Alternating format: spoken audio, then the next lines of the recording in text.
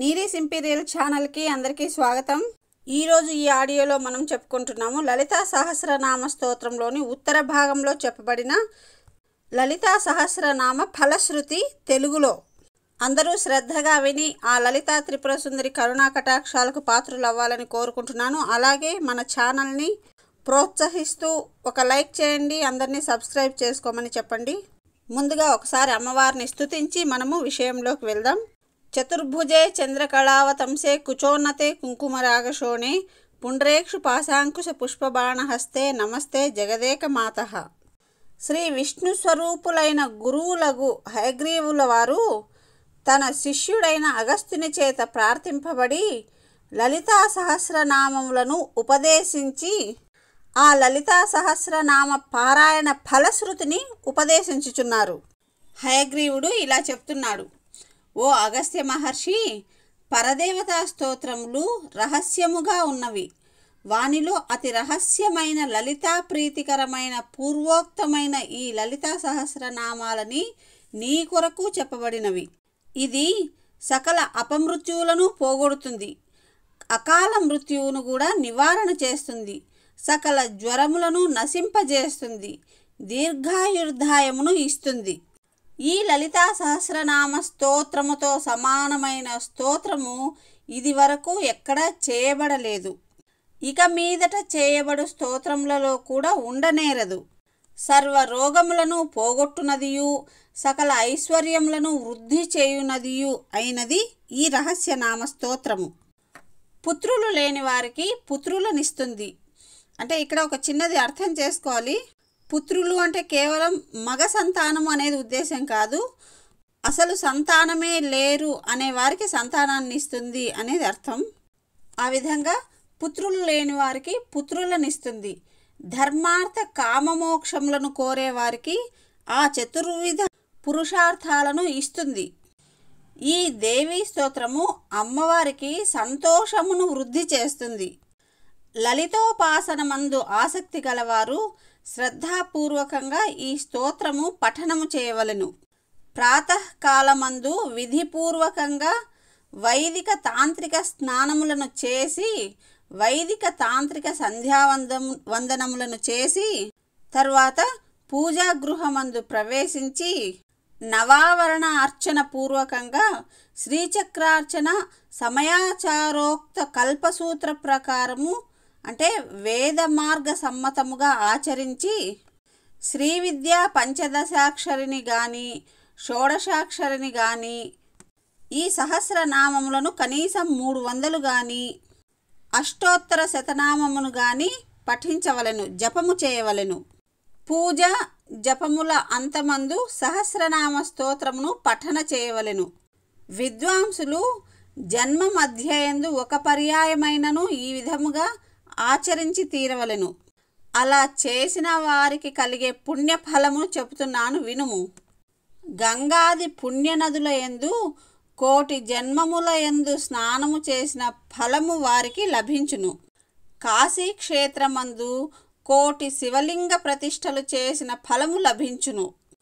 కురుక్షేత్రమందు సూర్యగ్రహణ కాలమందు 1,000,000 పర్యాయములు సకల దానములు చేసిన ఫలము లభించును. సద్బ్రాహ్మణులకు 1,000,000 సంఖ్య గల సువర్ణదానము చేసిన ఫలము, గంగా తీర్థమందు 1,000,000 అశ్వమేధయాగములు ఎవరు చేయుదురో వారితో సమానమైన ఫలమును పొందుదురు. జలరహితమైన ఊషర ప్రదేశమందు 1,000,000 నూతులు తీయించిన ఫలము, దుర్భిక్షమందు 1,000,000 బ్రాహ్మణులకు అన్నము పెట్టిన ఫలము పొందుదురు. అట్టి అన్నదానమును శ్రద్ధతో 1000 సంవత్సరములు ఎవరు చేయుదురో వారి పుణ్యమును 1,000,000 చేత గుణింపగా వచ్చిన సంఖ్య కల ఫలమును పొందుదురు. ఈ రహస్య నామములలో ఒక్కనాడైనను ఒక నామమైనను పఠించిన ఎడల వెనక చెప్పిన పుణ్యఫలములన్నీ పొందుదురు. రహస్య నామములలో ఒక నామమును స్మరించినను మహాపాతకోపపాతకములు కూడా నశించుచున్నవి. నిత్యము విధిగా చేయవలసిన కర్మలను చేయనందువల్ల చేయకూడని పనులను చేసినందువల్ల వచ్చిన పాపములన్నీ కూడా నశించును. ఓ అగస్త్య ఋషి, నేను విస్తరించి ఒక్కొక్కటే వివరించి చెప్పలేను. అలా చెప్పవలసిన పని లేదు. సముదాయముగా చెప్పుచున్నాను వినుము. పాపములను పోగొట్టుటకు ఈ సహస్రనామములలో ఒక నామమునకు ఉన్న శక్తి ఎంతటిదంటే ఈ 14 లోకములందున్న జనసమూహం అంతయు కలిసి రాత్రింపగళ్ళు మహాపాపములు ఎన్ని చేసినను ఒక్క లలిత నామపారాయణము చేత పోగొట్టబడతాయన్నమాట. అంతేకాకుండా తరువాతి కాలంలో పాపములను ఒనర్చకుండా చేయగల శక్తి కూడా ఈ నామములకు ఉంది. ఈ సహస్రనామములు విడిచిపెట్టి పాపములను చేయగోరు వారు శీతబాధ అంటే చలి బాధను పోగొట్టుకోవడం కోసం హిమపర్వతం వైపు వెళుతున్నట్టు అని భావము. ఏ భక్తుడైతే నిత్యము ఈ నామపారాయణ చేస్తారో వారికి శ్రీ లలితాదేవి సంతోషించి సకల కోరికలను ఇస్తుంది. ఇక్కడ కోరికలను ఇస్తుంది అని కాదు, కోరికలను తీర్చుతుంది అనేది భావం.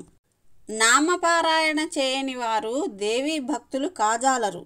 నిత్యము పారాయణ చేయు సమర్థత లేనప్పుడు పుణ్యదినములలో అయినను పారాయణ చేయవలెను. సంక్రాంతుల యందును విషవత్ పుణ్యకాలముల యందును, విషవత్తులు అంటే తెలుసు కదా, సంవత్సరంలో 2 రోజులు వస్తాయి. ఆ 2 రోజులు పగలు రాత్రి సమానంగా ఉంటాయి. బహుశా అవి మార్చి సెప్టెంబర్ కాలాల్లో వస్తాయి. ఆ సందర్భంలో కానీ లేదా తన యొక్క లేదా తన భార్య యొక్క లేదా తన పుత్రుల యొక్క జన్మ నక్షత్రమందైనను నవమి, చతుర్దశి, శుక్లపక్ష శుక్రవారముల అందు అయినను ఆవశ్యకంగా చేయవలెను. పూర్ణిమ రోజున చంద్రునిలో లలితాదేవిని ధ్యానించి సహస్రనామ స్తోత్రమును ముఖ్యంగా చేయవలెను.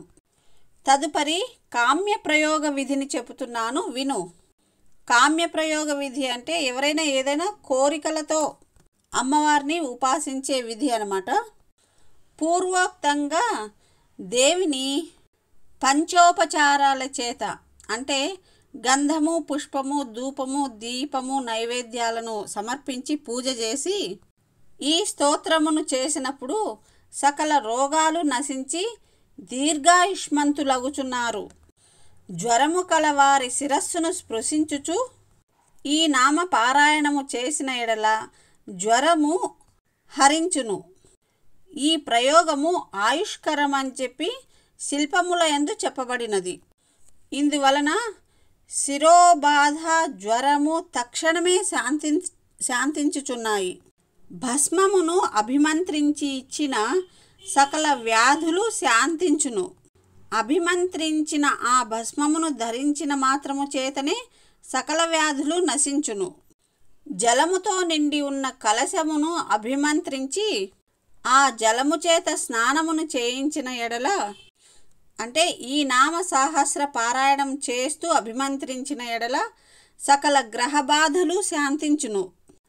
సుధా సముద్రము మధ్యనున్న శ్రీ లలితాదేవిని ధ్యానించుచు ఈ సహస్రనామ పారాయణ చేసిన ఎడల సకల విషములు పరిహారమగును. వంధ్యా స్త్రీలకు సుపుత్ర ప్రాప్తి కొరకు ఈ సహస్రనామ పారాయణ చేయవలెను.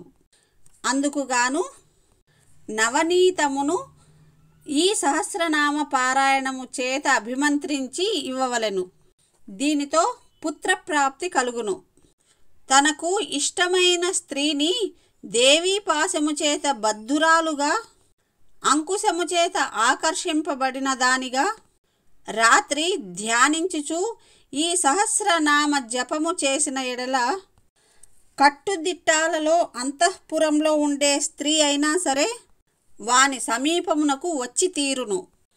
రాజవశ్యమును కోరిన వారు ఆ రాజగృహానికి అభిముఖముగా కూర్చొని దేవీ ధ్యానము కలవారై 3 రాత్రులు ఈ నామపారాయణము చేయవలెను. ఆ రాజు గుర్రమును గాని ఏనుగును గాని ఎక్కి పరవశుడై ఉపాసకుని సమీపమునకు వచ్చి దాసుని వలె వశుడగును. అట్టి వశమైన రాజు కోరిన ధనమును గాని రాజ్యమును గాని తప్పక ఇచ్చును. ఈ రహస్య నామ సహస్రమును నిత్యము ఎవరు పఠిస్తారో వారి ముఖావలోకమాత్రము చేతనే 3 లోకముల వారును మోహితులగుదురు. అంటే దేవి ఉపాసకులకు ముఖములో ఒక వర్చస్సు అనేది తయారవుతుంది. అది అందరినీ ఆకర్షిస్తుంది అన్నమాట.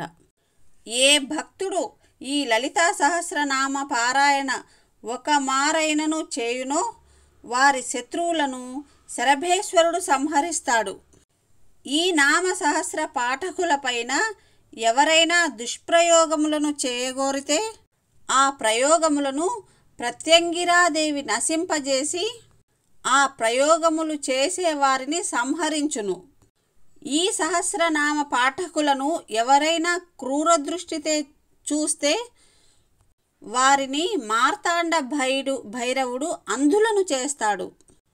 ఈ నామ పాఠకుల యొక్క ధనమును ఎవరైనా చోరులు హరించదలచినచో వారు ఎచ్చట ఉన్నను క్షేత్రపాలకుడు వారిని నశింపజేయును. ఈ నామపారాయణ పరులతో ఎవరైనా విద్వాంసులు సభలలో విద్యయందు వాదము చేయగోరితే వారికి నకులేశ్వరి వాక్స్తంభన చేయును. శ్రీ దేవి నామపారాయణ పరులతో విరోధపడితే వారిని చతురంగ బలముతో వారాహీదేవి నశింపజేయును. ఎవరు ఈ నామపారాయణమును 6 మాసములు చేయుదురో వారి ఇంట లక్ష్మీదేవి స్థిరంగా ఉంటుంది. 1 మాసములో ప్రతిదినము 3 పారాయణముల చొప్పున ఎవరు పారాయణ చేయుదురో వారి జిహ్వాగ్రమందు సరస్వతీదేవి నడయాడుచుండును. 1 పక్షము ప్రతిదినము ఒక్కొక్క పారాయణము చొప్పున ఎవరు చేయుదురో వాని దృష్టి మాత్రము చేతనే సర్వులు వానిని మోహింతురు. జన్మ మధ్యములో ఈ సహస్రనామం ఒక్కసారైనను ఎవరు పారాయణము చేస్తారో వారి దృష్టికి గోచరమైనను కూడా సమస్త పాపముల నుండి విముక్తులు కాబడతారు. ఏ బ్రాహ్మణులు ఈ నామపారాయణ పరులో వారికి అన్న వస్త్ర ధన ధాన్యాది దానములను చేయవలను, అన్యులకు చేయరాదు. అంటే ఇక్కడ శ్రీ విద్యను ఎవరు ఉపాసిస్తారో, శ్రీచక్రార్చనను ఎవరు నిత్యము చేస్తారో, ఎవరు ఈ సహస్రనామము పారాయణము చేయగోరుతారో వారు సత్పాత్రులు అని విద్వాంసులు చెప్పారనమాట. కాబట్టే శ్రీదేవి ప్రీతి కొరకు ఎవరు ఏ దానము చేసినను శ్రీదేవి భక్తులకు వారికి చేసినప్పుడు శ్రీదేవి మిక్కిలి సంతోషిస్తుంది. శ్రీ విద్యోపాసనము ఎవరికి లేదో, ఈ సహస్రనామ పారాయణను ఎవరు చేయరో వారు పశువులతో సమానులు అని తెలుపబడింది. వారికి చేసిన దానము కూడా వ్యర్థము.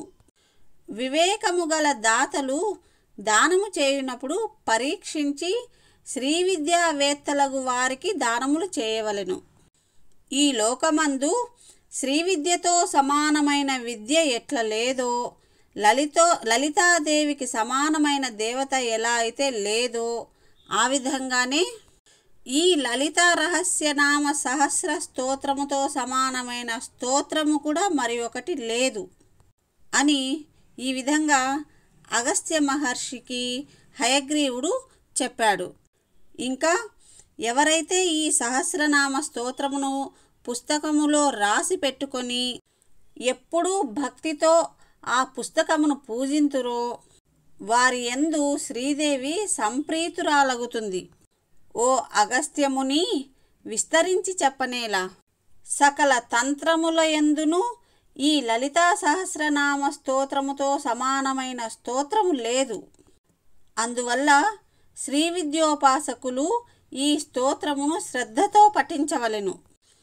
ఈ లలితా సహస్రనామములు చెప్పి శ్రీచక్రమును ఎవరైతే పద్మములతో కానీ, తులసీ దళములతో కానీ, ఎర్ర కలువలతో కానీ, నీప పుష్పములతో కానీ, సంపెంగ పూలతో కానీ, జాజి పూలతో కానీ, మల్లెపూలతో కానీ, గన్నేరు పూలతో కానీ, నల్ల కలువలతో కానీ, మారేడు దళములతో కానీ, మొల్ల పూలతో కానీ, పొగడ పొన్న పూలతో కానీ, కలిగొట్టు పూలతో కానీ, మొగలి పూలతో కానీ, గురువింద మొదలైన ఇతర సుగంధ పుష్పములతో గాని ఒక్క మారైనను అర్చన చేయనేని అట్టి వారికి కలిగే ఫలమును చెప్పుటకు ఆ పరమేశ్వరుడంతటి వాడు కూడా చాలడు.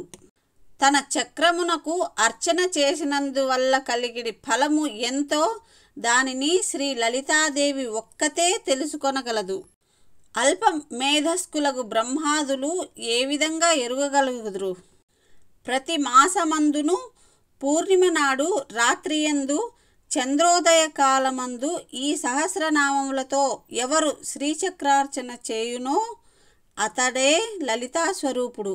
లలితాదేవియే అతని స్వరూపము.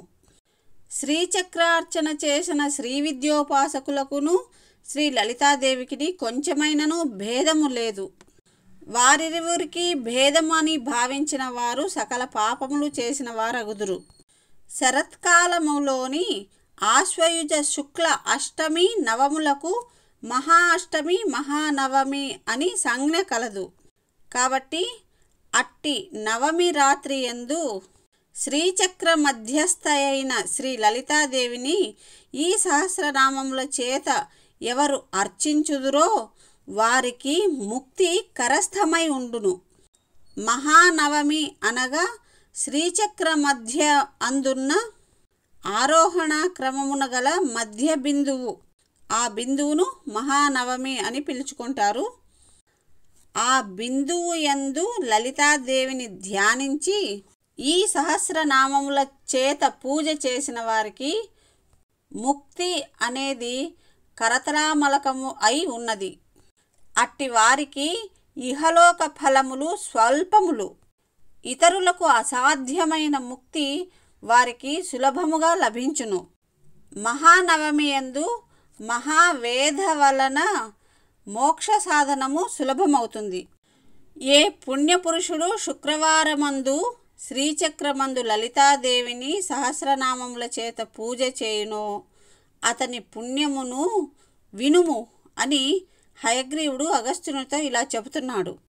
అతడు ఈ జన్మమున సకల సంపదలు కలవాడై అన్ని కోరికలను పొంది పుత్ర పౌత్రాది సకల భోగములను అనుభవించి అంత్యమందు ఈశ్వరాదులకు కూడా వశము కానట్టి దుర్లభమైనటువంటి లలితాదేవి సాయుధ్యమును పొందుచున్నాడు.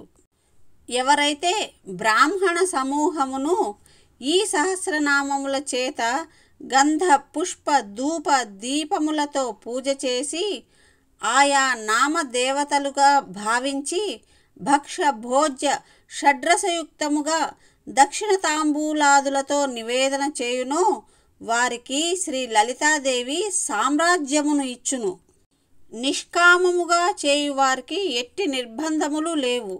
ఆ దేవత క్షమించును. ఇది దక్షిణ మార్గపు సమయాచార విధి.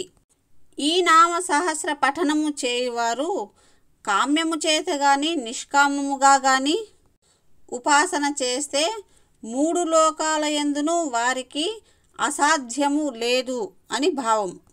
నిష్కామముగా పారాయణము చేసినప్పుడు బ్రహ్మజ్ఞానము కలుగుతుంది. ధనార్థి అయి నామపారాయణ చేసినచో ధనవంతుడగును. కీర్తిని కోరిన వారు కీర్తిని పొందుదురు. విద్యను కోరువారు విద్యని పొందుతున్నారు. భోగములను మోక్షములను ఇచ్చునట్టి ఈ నామ సహస్రము వంటి మరి ఒకటిది లేదు అని అగస్త్యునకు హయగ్రీవుడు చెప్పెను. ఇహసుఖములను మోక్షమును కోరువారు అవశ్యము ఈ నామపారాయణము చేయవలెను. బ్రహ్మచారి, గృహస్థు, వానప్రస్థుడు, సన్యాసి అను ఈ 4 ఆశ్రమముల వారు కూడా ఈ నామపారాయణ అవశ్యముగా చేయతగును. బ్రహ్మచారి మొదలుగా కల 4 ఆశ్రమముల వారును తమ తమ ఆశ్రమ ధర్మాలను ఆచరించడంలో ఏదైనా లోపమును పూర్తి చేసుకొనుట కొరకు కూడా ఈ నామపారాయణము చేయవలెను. పాపకర్మముల యందు అనాసక్తి, పుణ్యకర్మల యందు ఆసక్తి శ్రద్ధ కలవారు ఈ కలియుగమందు లలితా సహస్రనామ పారాయణ కంటే తరింపచేయునది మరి ఒకటి లేదు. లోక వ్యవహారములను మాట్లాడుకొనుట కంటే ఒక్క విష్ణునామ కీర్తనము ముఖ్యము. విష్ణు సహస్రనామ కీర్తనము కన్నా ఒక శివనామము శ్రేష్టము.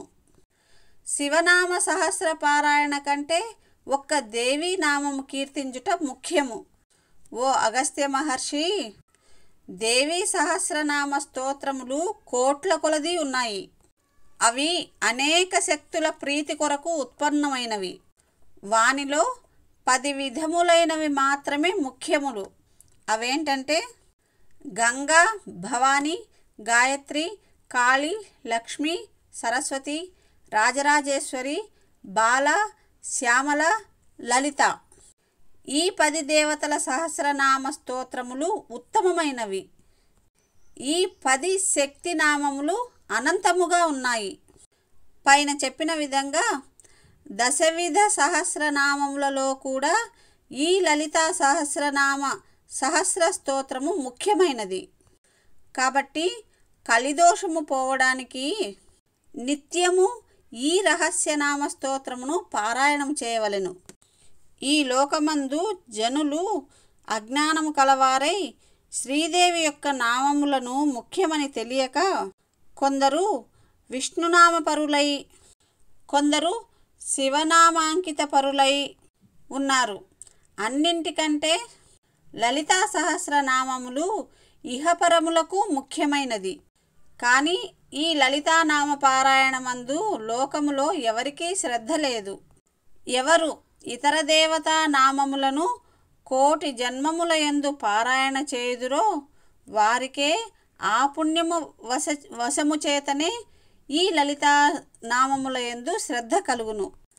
ఏ విధంగా అయితే శ్రీ విద్యోపాసన చరమ జన్మమందు లభించుచున్నదో ఆ విధంగానే లలితానామ పారాయణమందు శ్రద్ధ కూడా కడపటి జన్మమందే కలుగుచున్నది. శ్రీ విద్యోపాసకులకు, శ్రీదేవి నామ పారాయణ ఉపాసకులకు ఈ జన్మతోనే సరి, మరలా జన్మము లేదు. అట్టి జ్ఞానోదయమైన వారు ముక్తిని పొందుదురు.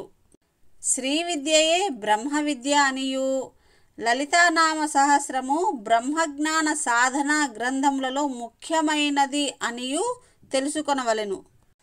ఏ విధంగా అయితే శ్రీ విద్యోపాసకులు ఈ లోకంలో తక్కువగా ఉన్నారో ఆ విధంగానే ఈ లలితా నామ పారాయణ శ్రద్ధ కలవారు కూడా చాలా తక్కువగానే ఉన్నారు.